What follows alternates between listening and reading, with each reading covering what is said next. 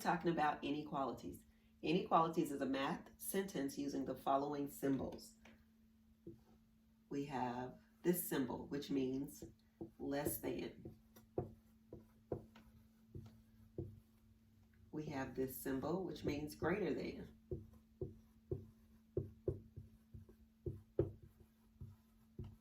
This symbol means less than or equal to.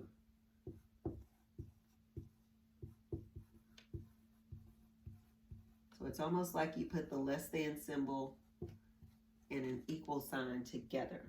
And then we have greater than or equal to. This is something to write in your notes so that you can have it. All right, now we're going to talk about these symbols and we're going to put them in a math sentence. All right, so now let's talk about how do we represent inequalities. So represent inequalities by using a number line as a visual representation. So I'm just going to write number line here because this is the way that we're going to represent our inequalities. Now, what is a number line?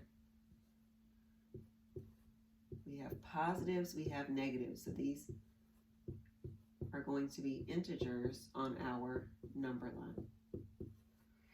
Okay? Notice that the negatives are to the left of 0, the positives are to the right of 0. Now, a number line, if you look at a number line goes from least to greatest as you move from left to right. So if you're looking at a number line, it's going from least to greatest. So this number, -3, is smaller than -2 because as I read across, as I go from left to right, these numbers are getting bigger on a number line. All right, so let's look at some examples of inequalities. We're going to talk about how to read it. We're going to also talk about how to represent it or how to graph it on a number line. Our first example is going to be x is less than 3. Now, look at these two symbols. This is less than, this is greater than. Do you ever get confused about which is which? Now, what I do, this is just a little trick that I use, and you can use it if you'd like. If you take your hands and make the letter L for less than and just bring it down, that symbol is your less than symbol. So if you ever get confused, which one is less than? Remember, if you make an L for less, and you bring it down, that's your less than symbol. So this is x is less than 3. When you're talking about inequalities, you have to use that word is. So you have to say is less than. Because if you just say x less than 3, that means something different. That means you're going to be subtracting. But when you add this word is, that tells me that it's an inequality. Okay? So x is less than 3. Now, let's graph this. If I wanted to graph this, and for the sake of this, because we're going to do a lot of graphing, just make sure you have the number we're talking about. And I typically like to see a number before it and a number after, just so I know that you can make a number line. So this says x is less than 3. That's how you would read that. Now, how do I graph this? So x is less than 3. What you're going to do, you are going to put a circle over the 3 because x is less than 3. It's not 3. So x isn't 3. It's just anything less than 3. So you're going to do an open circle because it's just less than. Okay? So I'm going to do an open circle for my less than and my greater than. Now, how do I represent all the numbers that are smaller than 3? I'm just going to make some kind of little shading area. And I like to just highlight this arrow to let me know that all the numbers going to the left and to forever of 3 is included in this inequality. Now it's no longer one solution. You have multiple solutions. X is anything less than 3. All right, let's look at this. Now, what symbol is this? This is our greater than symbol, right? You might have learned that the alligator eats the bigger thing, right? So I'm going to make some alligator teeth. So if you know it that way, remember the alligator eats the bigger thing. So if he's eating the 3, that means x is smaller than the 3. So for here, if the alligator is eating the x, that means the x is bigger than that number.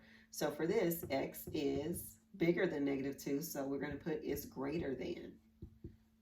And remember, we have to put the word is to represent the inequality. Now, how do I graph this? I'm going to make me a number line. Put my -2. Now, what goes on this side of -2? -3, because integers look just a little different. Now, x is greater than -2, so I'm going to put an open circle because it's not -2. It's not -2, but it's anything bigger than -2. So I'm going to shade in the direction that's bigger. Remember, the number line goes from least to greatest, so going to the right means I'm getting bigger. And that's how you graph that. All right, I put my next two examples up here at the same time. Let's read this first. We have x is less than or equal to a 3. X is less than or equal to, so I need to add that or equal to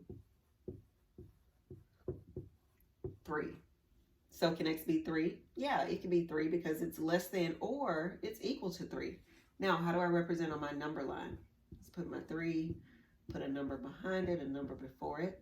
Now, before we had an open circle when the number was not included.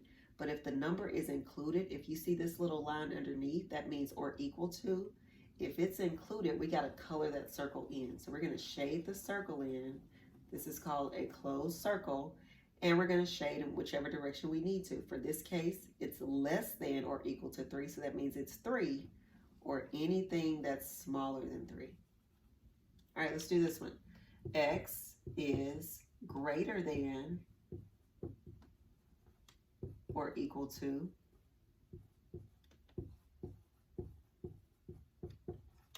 -2. Okay, so that's how you read it. X is greater than or equal to -2. Is it -2? It can be, and it's anything that's bigger than -2 as well. So if I'm going to do my number line, make sure I have my -2, put a number to the right, a number to the left of it. Now, open circle or closed circle. This is going to be a closed circle because I see this little line right here, which means it can be that number. And then I'm going to shade in the direction where it's greater than. And that's how you graph it. So we have our closed circles here and our open circles here. So remember, if the line is underneath it, we shade the circle in. All right, let's do some application. So first we're going to define a variable, then we're going to write and graph an inequality. So here's our application problem. It says a donut shop sells at least 500 donuts each day. Okay, so this donut shop sells at least 500 donuts each day. What does that mean? Does it mean it sells more than 500 donuts? Does it mean it sells 500 donuts? Does it mean it sells more than 500 donuts? Okay, so when I think about it sells at least 500 donuts, so that means sometimes it could sell more than that. But at least the smallest amount it's going to sell is 500 donuts. So let's go ahead and define a variable. So I'm going to name my variable X. You can name it whatever you want. And I'm going to say that this represents the donuts sold each day. Okay, because that's what we're talking about in this situation. The donuts that are sold each day. Now, this is my variable. Now, the donuts that are sold each day is at least 500 donuts, right? So that means that this donuts, how many donuts I sell, this number is going to be 500 or more. So how do I represent, which one of my inequality symbols represents 500 or more? Okay, which one represents more? More is my greater than symbol. So can it represent 500? Do they sell 500? Maybe, because it sells at least. So it could be 500.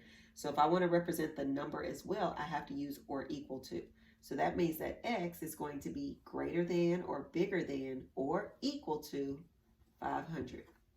So the number of donuts that are sold each day is more than or equal to 500. And that's how you write the inequality. So now let's make the graph. I'm just going to put 500 here, put a number to the right and a number to the left, just so I can make sure that I know where my numbers are going. Now, open circle or closed circle, because I have this, my circle is closed. Now, which direction do I shade? X is greater than, the alligator is eating the X. So that means this number is bigger than the 500. The numbers that are bigger go this way. And there's your answer.